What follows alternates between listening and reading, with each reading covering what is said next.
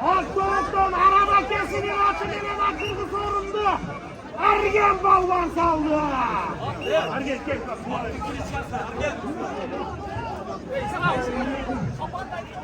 İslam. Geç kaçaklı bir yerine camdan Şuna kadar kumlarımızdan size çıman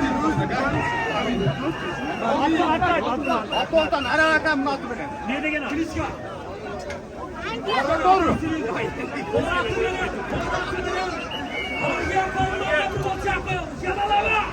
Sen yanaşlaması. Bildiğinizden Bayburras kampı beklesin atıda.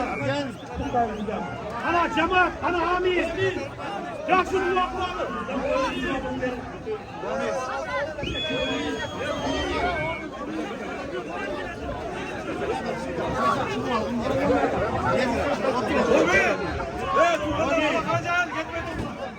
Amin ya gelden. Hakikaten orada ayavay. Ekmek tuvattınlardı ayavay toplap durdular. Amin elhamdülillah. Ve salatu ve selamu ala Resulillah. Allah'ım uşuğuna yetkizgen. Uşunday tınçlık menen oyun ötkönüne, miyerimin git ötkönüne. Sana çeksiz şuur verdi. Sanalardı, mahtolarda aytavur. Oşanda ele, uşu atabualarızdı, tanıtkan, atabualarızdı, tanıtıp, elimizi tanıtkan, kulak verip eldi süyünkön, uşu manas menen gelinimizdi, Allah'ım özün meyerimine bölgün. Daima Allah'ım özünden korkkan yürek bergin. Ata apasından alkış algın, ata apasının rahatsızlığını algın. Apasının tamam aslında cennetlerin eyheb olup iki dünyada iyi bilosmenin baktulu bolgan insanlardan kılgın.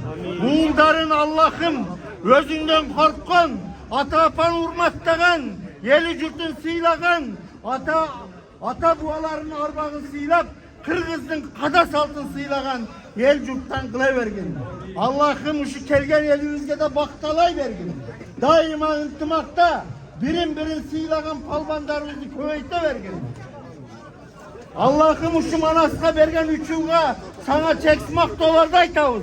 Arkasından dağı ata apasını sıylagan, yaşına kayvul kızı terbiyelek durgan, dağı üç kızdı vergin. Allah'ım gelecekte daima yeni yüzge başçı ol gülgen başçımızdı. Bu ömrün uzun